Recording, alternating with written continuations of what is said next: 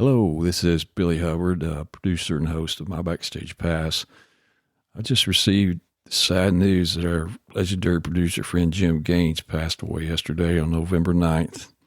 So in honor of Jim, I wanted to re-release this episode of our conversation from May 2023.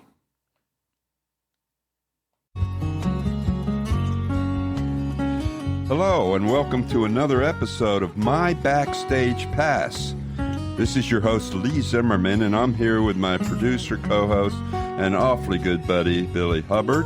And today, we're super excited to have with us Jim Gaines, renowned producer, engineer, who has worked with so many people.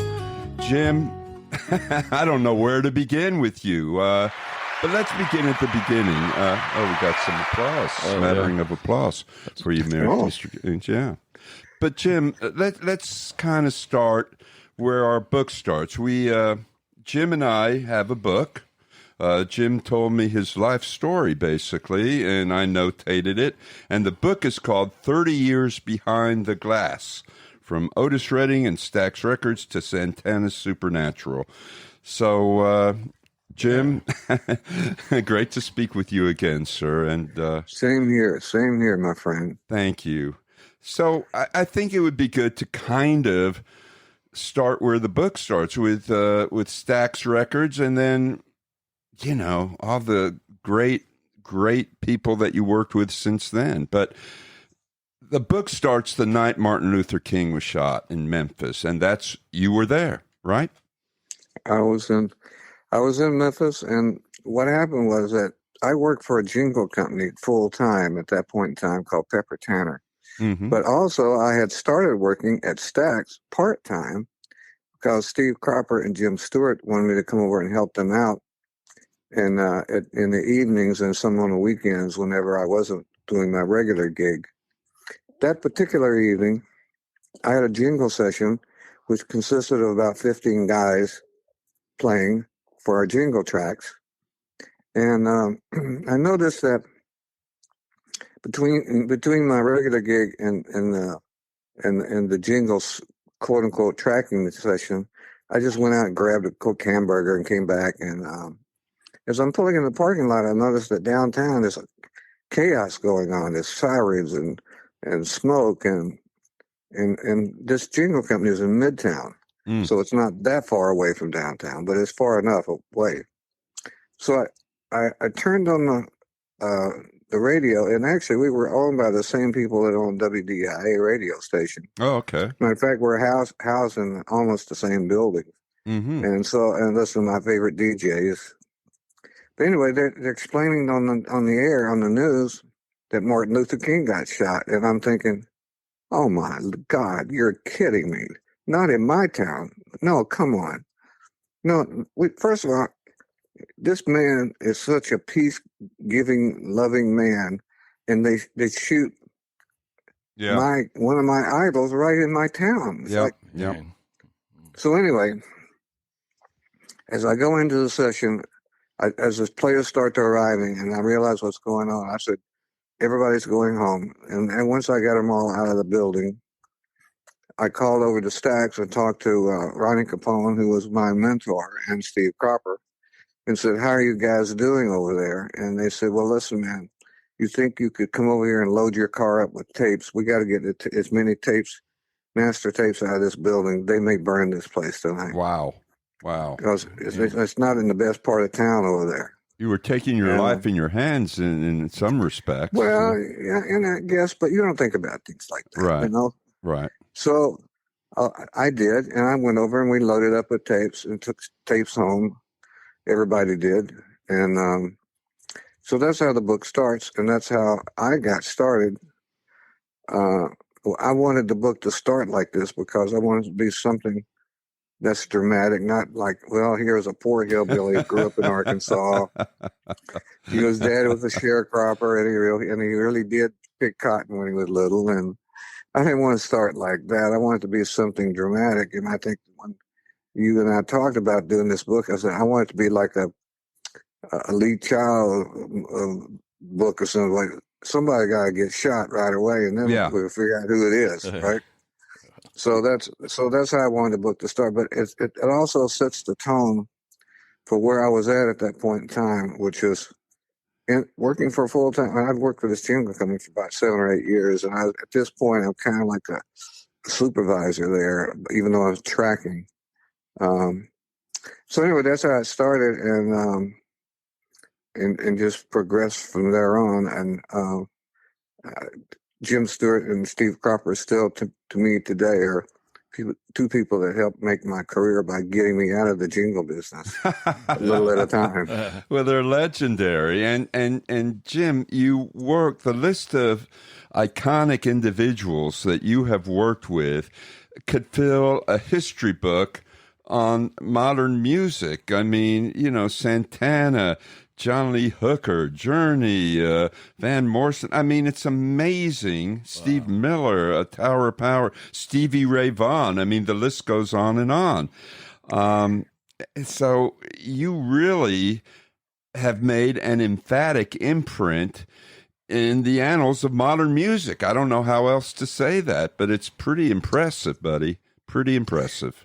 Well, here's what happens in this business. And Memphis, at that point in time, was doing pretty well. But what happened was that about a year or two after that, Cropper ends up opening his own studio called Trans Maximus. Mm-hmm. And he had planned on hiring an engineer from New York to come down and work for him. Well, so that didn't work out. So I'm sitting one night, one of my favorite watering holes with some other young executives watering. And watering. So watering down. And I get this phone call at the restaurant saying, "Gaines, what are you doing?" "Well, I'm watering down, Steve. So, can you come over? We have Denny Cordell over here." And the studio wasn't officially open at that point in time. It was together, but it wasn't officially open. He said, "Can you come over and help us?" He said, and it was right down the street from where I was at anyway. So I went down. So Denny Cordell had been working with a band, part of the Rhinoceros band in Memphis at another studio, I don't know, for 4 or 5 days, whatever it was. And somehow, some way, the person at this studio erased all their tapes. Uh-oh. Oh, my gosh. Uh-oh. And Danny Cordell is a mad Englishman, first of all. Yeah. Worked with Joe Cocker, I think. Right? Oh, yeah. Absolutely. Yeah. Well, he's Shelter Records. Shelter Records, of course, yeah. He's the second half of Shelter Records. Right, okay. So anyway, I go down and I said, he wants to start cutting tonight. Can we set this up tonight? So I ended up working my day shift over at the Jingle, and we started like 6 o'clock at night and go to about daylight, just in time to go home, get about 3 hours sleep, and go back to the Jingle company. So after that, Cropper said, "Well, look, man, my situation in New York's not working out. Would you be interested in coming over here?" Well, listen, I had a company car at the Jingle company. I had stock in the company. I mean, it's not like I was just there as a, right, fly-by-night situation. Right. But it also gave me an opportunity to get out of the Jingle business, which fortunately, after a few years after I left Memphis, it fell apart. So, matter of fact, Memphis fell apart. Good timing. Yeah, good timing. So I went to work for him. But while all this was going on, there was a guy named Wally Heider in San Francisco. Yeah, big name in the studio industry. Oh, yeah, he owned four rooms in L.A. and 4 in San Francisco. Yeah, Wally Heider Studios, yeah. So he'd been trying to get me to come out there to San Francisco for years. And matter of fact, I'm going to tell you this quick story. One time he calls me. He had this. He was in charge of this TV show called Operation Entertainment or something like that, where they take the big bands out on bases and they do like live performance for our soldiers and sailors. Yeah. So, and because I had worked with big bands all the time in the Jingle business, he thought I was the perfect person to come and work for him. So one time he calls me and said, "Look, man, meet me at the airport. I got to fly into Nashville, but I'm gonna stop in Memphis. I want to talk to you. So I go in there and we have a lunch. And he presents me with this watch, and it's one of those Boulevard Accutrons where you can see the little guts moving around inside of it. Yeah. He says, now look, every time you look at this watch, it says, Wally Heider wants me. Wally Heider wants me. It was a watch perfectly attuned to when Wally Heider wants you. Yeah, you can watch the little things go, Wally Heider wants me. Wow. Custom watch for sure. Okay. So anyway, after working with Cropper for a while, and I love Cropper, but there was another partner involved I was not so happy with. Okay. I flew out to meet with Wally Heider one time, and about a year and a half after working for Cropper. And so I meet with the manager out there, and he says to me, look, here's what we want to do. We want to give you a room, give you a tape with one song on it, and you pull up a mix, how you hear the mix. I'm not going to tell you what it is. So I get it. It's Creedence Clearwater, for God's sake. Really? That's what they cut all their early hits. Wow. What songs or songs were these in particular? Well, I don't know. There's only one song, so I can't remember. All right. But Russ Gary, who recorded all that, worked for Wally. All the original stuff was cut at Wally Heider's. Uh-huh. Yeah. And, excuse me. So they said, okay, that's what I did. It's like, oh my God, here I am working on Creedence, one of my favorite bands in the world. Yeah. So when they came in and listened back, they said, how soon can you be here? I said, I don't know. We might want to talk about a deal first. So show me the money. I made a deal in 1970 that was unbelievably unheard of. I had 5 weeks paid vacation year one. So they were hiring you to work full time at the Heider studio. Is that They wanted me to take Russ Gary's spot because what happened was Fantasy built a studio just for Creedence in the back of their building. They had their own entrance and everything. Wow. And they hired Russ Gary to be one of their staff engineer producers. So Wally wants me to take his place. So I ended up getting 1% of the entire studio operation. Entire 3 rooms going 24 hours a day. Wow. 1% just to be there. Because what Wally really wanted me was to manage the studio. Okay. So, I mean, 1%, some people, that doesn't sound like a lot. But when you have all the activity 24/7, I'm sure it adds up. Yeah.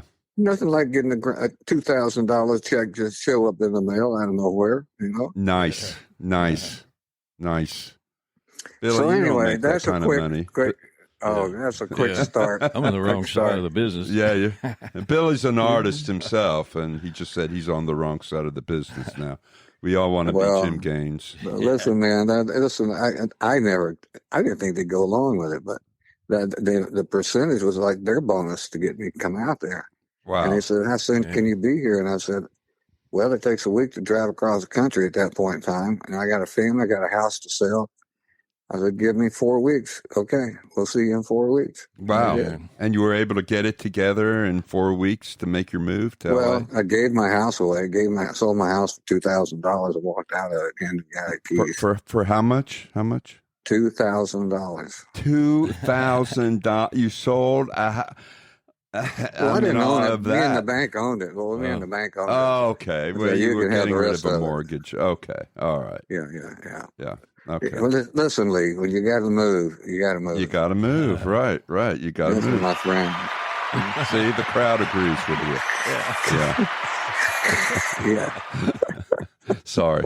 That's it. We love to play with all right, our so effects. where do you want to go from there? Well, I mean, again, Jim, just the list of people that you've worked with. I know for a time that you were Steve Miller's house studio guy up in Oregon or something, right? He moved you up Grants Pass, Oregon. Yeah. Now, how did that come about, Steve Miller? Well, here's what happened. First of all, I went from Heider's to Seattle to K. Smith Studios. It was owned by Lester Smith and Danny Kaye, the actor. Danny Kaye, yeah. Huh. Yeah, and also one other guy who was like one of the big DJs up there, Pat O'Day. They owned 6 radio stations at the same time. Mm-hmm. They opened 2 brand new rooms in Seattle. they wanted to break open the Northwest, because what happened was that little mountain sound in Vancouver was getting all that business. You know, all the Canadian bands are based over on the west side. Sound. Yeah. Little Mountain. So anyway, I'm working on a Spinners record, I think, when Miller calls me one day. He says, now, I never worked with him. I'd met him.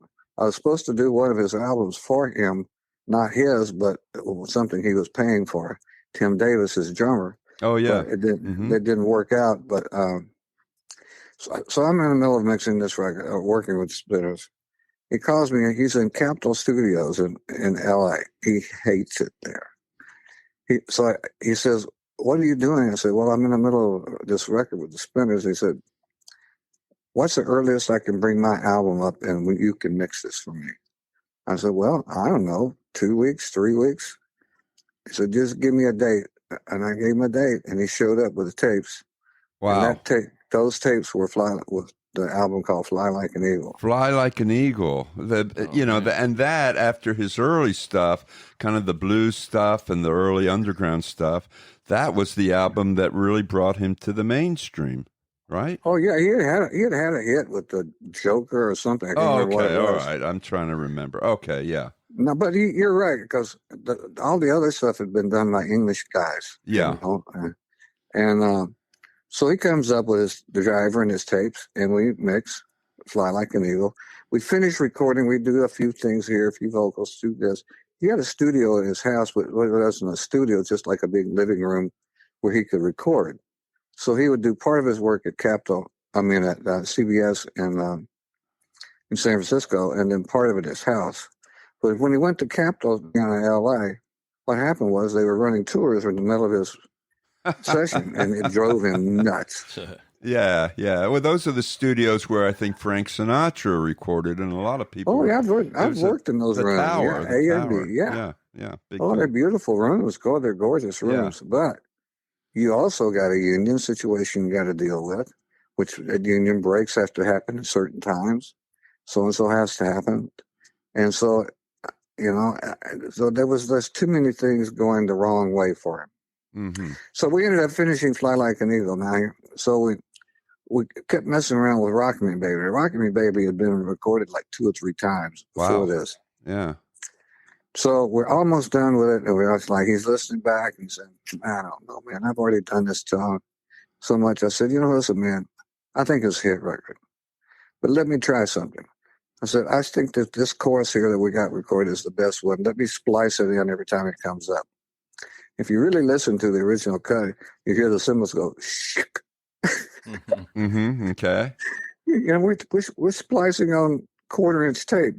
This is nothing you can hide at this point. It's not like we can nowadays. But so we got done. I said, I said, now see, man, I'm telling you, man, this is a hit record. Okay, let's make a bet. Okay, what's the bet?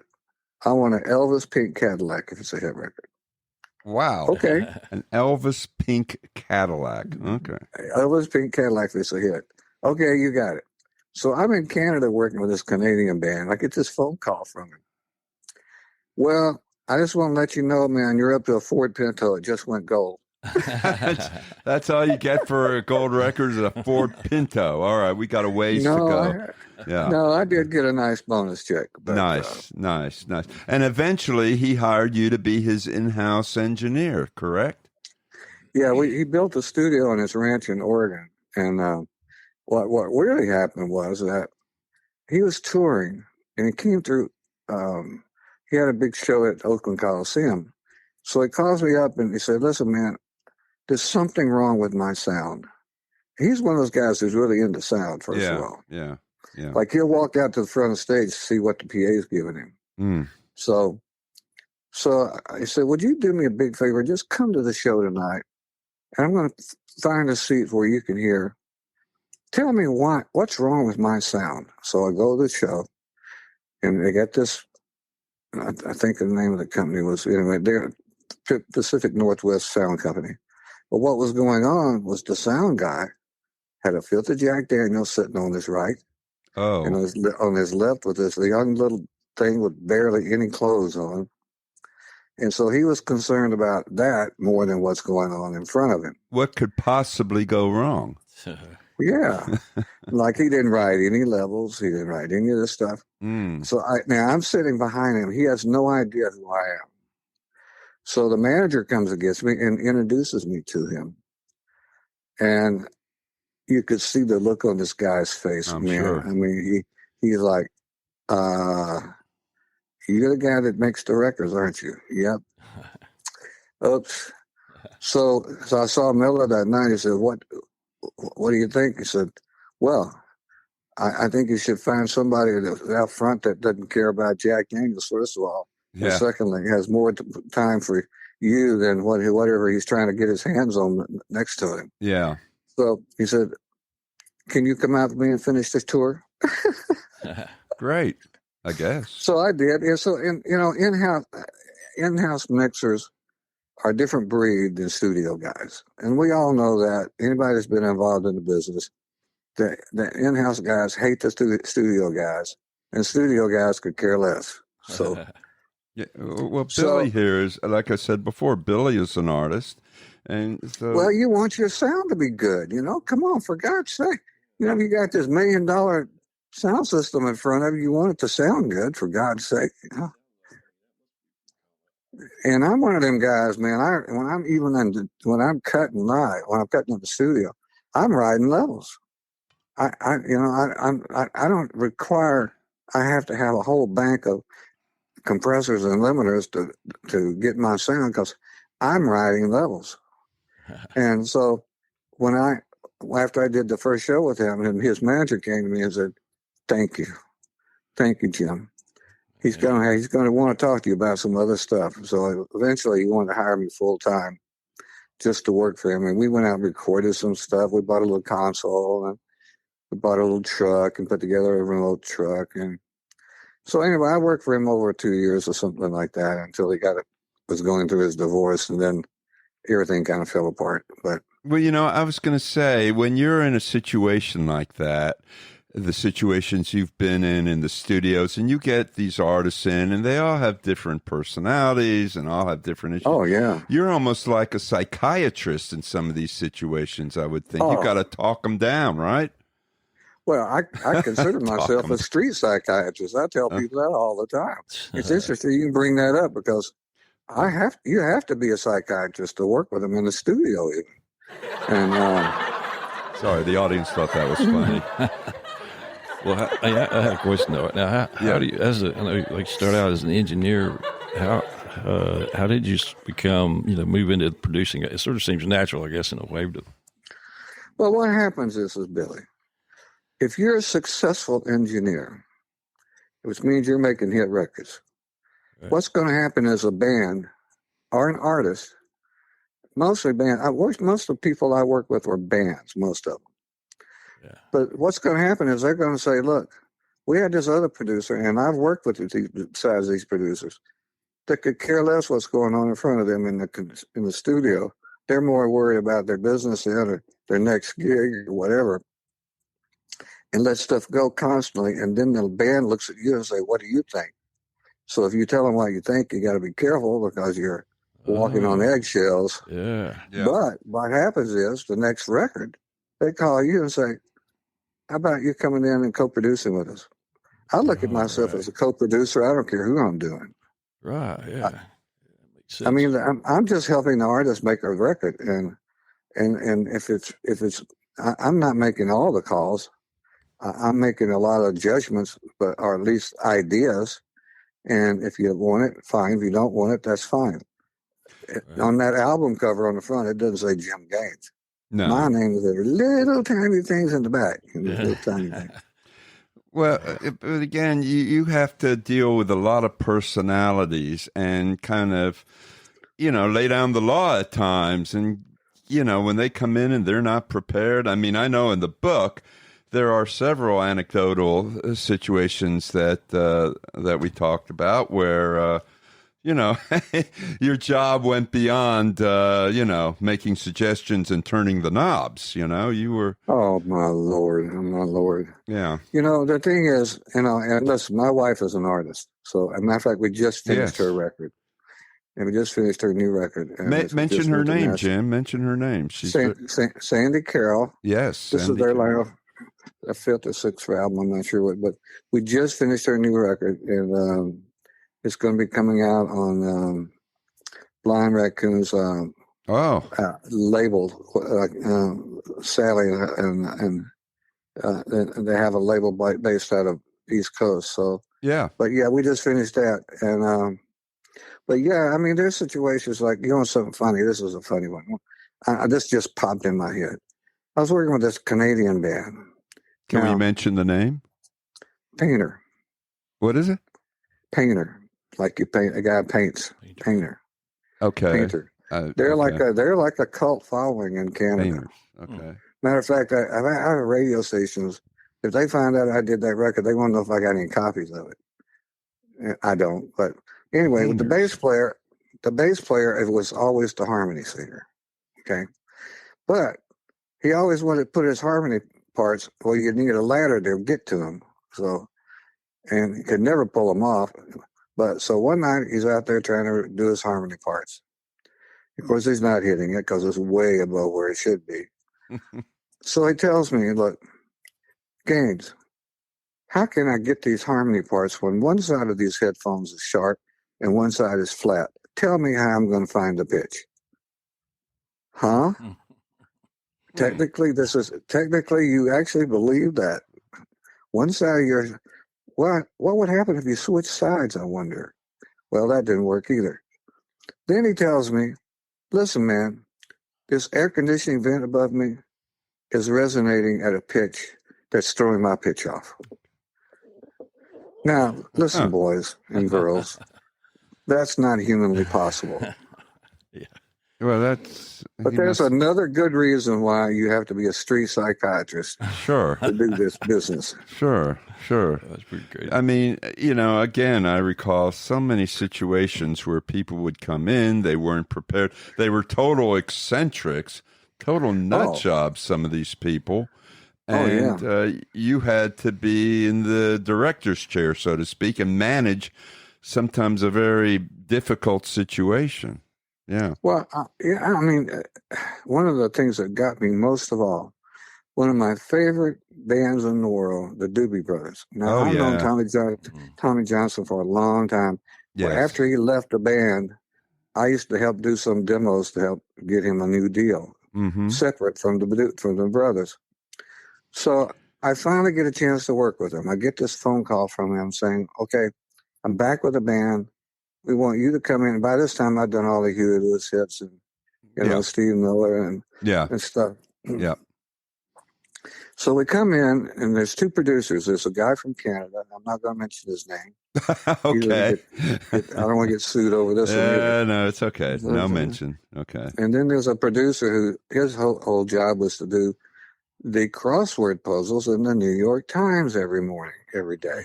We're trying to cut tracks. Okay. So this is why Billy wants to know why guys like me get the job. There's a prime example right there. Hey, if I would much prefer a guy like you. Of course. The thing is that the guy from Canada had no damn clue what the hell he was doing. He was just brought in as a friend or something. I don't know. Maybe he was a co-writer. I don't know. The Doobie Brothers have two drummers. Yeah. So, So here I am dealing with that, and Mike Hossack and Big John. And I actually had cut, check this out. I'm going to stop right here for a second. I actually cut some of the last demos that got them their record deal with Warner Brothers. Really? Like in 1969, 1970. Okay. 70. 70. When I was at Hiders, Yeah, wow. As a matter of fact, Marty Cohen and was working for Warner. I'm not sure he's working, but anyway, there's the Coen brothers, another Coen brothers, but not the movie Coen brothers. No, not those guys. But one becomes the manager of the band, one becomes a record executive. But so here I am. I finally get a chance to work, and I'm working with these two idiots trying to make this record. Normally in a rock band situation, normally it's like a 12-week project, 10 weeks of recording, 2 weeks of mixing. Yeah. We're 12. We're already like 6 or 8 weeks of recording. We ain't got 3 tracks down. Wow. I know. That's what I said. Wow. Wow. I said, Tommy, something's wrong here, man. There you go. Yeah. Sorry. I said, Tommy, something's really wrong here.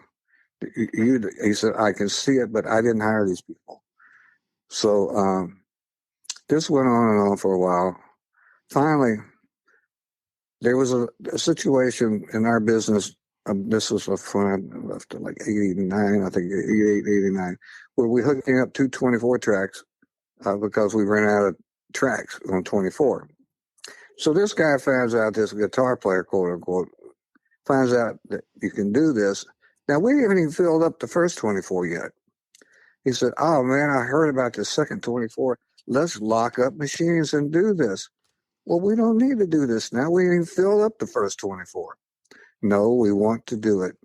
Well, I'm not the boss, so I had to go with the flow. And I'm telling Tommy, man, something is really, really wrong here. I ended up taking myself off this project. As much really? As I walked away from it. Wow. How often does that happen? That's got to be a hard decision. I've only walked away in 2 albums in my whole life. And one was the Drug Addicts from New York. I know that band, the Drug Addicts from New York. Great band. Great band. Yeah, they're on the Lower East Side, yeah. Yeah. Wow. Anyway, and that project, I walked away from it. And I told Tommy, I said, look, man, I love you, brother, but this is so much waste. I called the manager in. I said, man, we've already spent like $100,000. We ain't got shit. Oh, wow. Sorry, folks. Sorry. We ain't got a damn thing done. That's all right. That's all right. There goes the bloop thing. Yeah, that's okay. But it could have been that's all right. So anyway, I walked away from that project. So they ended up firing these guys after another $100,000. Jeez, unbelievable, the waste. And people ask why the music business has gone to seed. I mean, all the waste. Well, now you famously worked with Stevie Ray Vaughan, and I remember in the book it goes into how you found out that Stevie Ray Vaughan had died in that tragic plane crash. You were in Paris or something? Where were you when you found out about that? No, I was supposed to be at his show. Oh, okay, right. You're okay. Well, I was working at Royal Studios in Lake Geneva. Okay. In the Alpine Valleys, on around the corner. Okay. All right. What happened was that night of the show, they had 2 shows that weekend, and I think it was Clapton, right? And who else was on that show? Well, anyway. So the first night I was in the studio working, I had this crazy, should have walked away from this project, crazy guy from Australia that I was trying, I pulled him out of Memphis because there was too much stress on him. So we go to the studio in Lake Geneva, which I'd worked at before. But sounds like a lovely place to work, actually. Yeah. So anyway, I was planning on being at the show that night, but Santana calls me and said, look, man, we're doing the World Theater down south of Chicago, a live radio show. Could you please come down and mix it live for us? All these people want you to drop it on a dime and fly wherever they are and do it. So here, I didn't realize how far south of Chicago it was. So I planned on maybe just going and doing it, and then coming back and catching the end of the show. Oh my God, it's like a 6-hour drive down there. So I didn't get a chance to make that show that night. But so, as a matter of fact, Robert Cray, I think, was opening, for that show because Robert Cray, I think his guys were staying in the same hotel as me in Lake Geneva. And so I get this phone call from Chris Layton at around 7 a.m. saying, Gaines, Stevie's helicopter never made it in last night. We can't find them. We don't know what happened to them. Because, the way it worked was, and you probably know more about this than I've done, like 3 or 4 interviews for books written on this. I think there was 2 helicopters involved, if I'm not mistaken. Mm-hmm. Part of the crew, Jimmy and Chris and Tommy, I think went on one helicopter. Then the second helicopter, a seat came open, and Stevie got on it. So what happened was they literally ran right into the mountain. Mm. They didn't even see it. Wow. And I mean, there was no fire even. It just literally just. Wow. Yeah. And when Chris called me, I said, "What do you mean you don't know where he's at? You just was with him last night, a few hours ago." He said, "We can't find him." Wow. And what happened was, supposedly, is now, according to one of the crew guys, that they were looking on one side of the valley for the helicopter, but when actually our reality was that they actually were on the other side. Mm. Wow. And when the guys at the site saw a glint, a light on the mountain, and said, "That's got to be them," and that's where they were. Wow. Yeah. I mean, that had to be a little bit of deja vu for you because, again, you had worked with Otis Redding, and Bill Graham. And Bill Graham. Yeah. These so a little bit of deja vu, these tragic ends to people you had known. Bill Graham's pilot was a friend of mine. Wow. Yeah. Wow. Killer, yeah. I'm a pilot myself, and I have a lot of musician friends, and just because of the history of none of my friends will go flying with me, Arlie. I won't. Yeah. Well, it's kind of Billy, here's the thing is, as we know, small planes, I mean, they're livable. I have done some of those things, but some of the big ones ain't any more livable than the little ones. So, between Otis dying, and his plane went down in Lake Geneva, or what they call it? Is it Madison in that Lake Geneva right there? Yeah, somewhere. Yeah. so. Yeah. Anyway, Yeah, that's just I true. would say, and that's another thing about Stax. I walked into Stax that night that happened, and man, it's like doom and gloom on everybody's face. Of It's course. like, what happened? Yeah. He said, "We can't find Otis." Oh, man. Wow. Because he was supposed to do a show that night in Madison. Oh, man. The only guy that survived was Ben. There's James Alexander missed the flight. So I was going to say there's a new box set coming out of all the Otis albums. Are you no. Those were you involved in any of those? No, all that's owned by Concord now. I know, but they're just re-releasing them, so I'm just wondering if your credits were No. Okay. I do have a question. Yes. I just had this album, I released it. So I was in the studio last year quite a bit, but how you have the engineer, he gets it mixed really well, and then send it over to mastering. I'm thinking, wouldn't an engineer just be a natural for mastering also? Well, here's the deal. Mastering in the old days was more of a technical situation. You got to cut vinyl. You have to make sure that the grooves. The more low end you got toward the middle, the less chance you're going to get the level right because the low end grooves are wider. Oh. And as you get inside the groove, you have less space because you're inside instead of outside. So there's a lot of technical stuff that goes with it. Matter of fact, I had an offer to become a mastering engineer in my young age, and I just thought it's too boring. Yeah.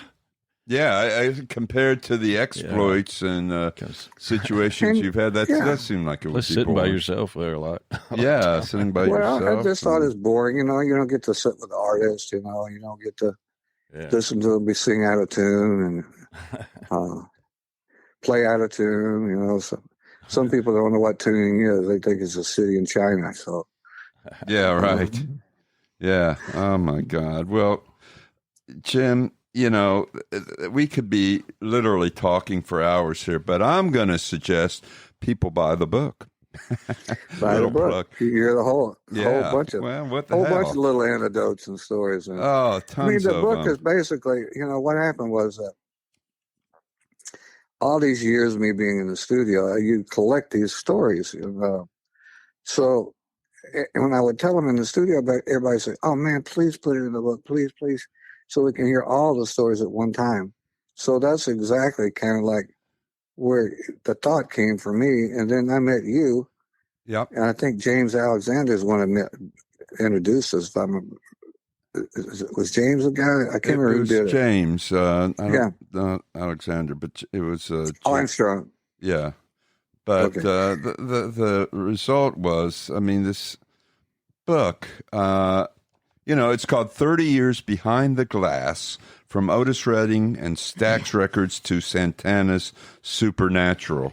I mean, we didn't even talk about Santana, but the fact is that it's a wealth of knowledge and backstage, behind the scenes information about how these records are made, and bringing to light the important role that professionals like yourself play in the process, engineers and producers. So it's enlightening in that respect. So, anybody that's interested in music and how it's made, again, this is just a outright plug, but they ought to pick up the book. It's available on Amazon and many of your leading bookstores, as they say, right? Right. Cool. Yeah. I finally got it done. I can't believe that we got it done. It took us 2 years, Mr. Gaines, didn't it? I know. It took us maybe even 3, between the time we started this and then when the book eventually came out. It was a very long process. Both of us are still waiting for that first check, aren't we? We're still waiting for that. Yeah. Hopefully later this year. I can't wait to. Yeah, right.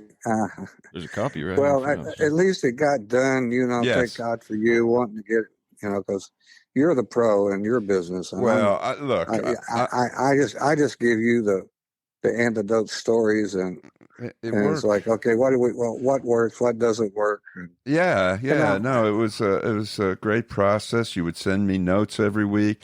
I would edit them, then I'd send them back to you, and you'd tell me what needed to be tweaked. Anyway, it worked out really well. And as I've told you personally, I'll say it again. I mean, what an honor! What an honor for me to have worked and to be working with you, Jim Gaines. Really, wow. Same here, my friend. Same That's here. Great. Wow. Well, we could have a part 2 or 3 of this show. Yeah, we oh my Lord! We may have we ain't even got into the Huey Lewis stuff. Oh, I know. I know. That's what we'll do. We'll do another part. We'll do more parts. Yeah, we need more time. Yeah, we could do a whole show on Huey Lewis. It's Stevie Ray Vaughan, actually. Of course, and Santana. Oh man. Santana! I almost 20 years with Santana. So part 2, 3, 4, 5, 6, 7. Yeah, we need to plan. Go. Yeah, we need to plan. We don't. Billy's he's marking his calendar down now. I'm getting excited. Yes. Yeah. Well, we'll be in touch with this. Yeah, we'll come up. We'll get back with you hopefully if you're willing. And but we do have a hard time here. We gotta wrap it up. But anyway, just hang around. Jim will tell you bye after this is over. But we just wanted to give a big thanks to Jim Gaines for joining us, and of course our host Lee Zimmerman. And check out this book Lee's talking about here in Jim. It's got 30 Years Behind the Glass. I hope there's a audio version too. Anyway, please like, share, and subscribe to My Backstage Pass, and we'll see y'all next time. Happy trails. Cheers. Bye-bye.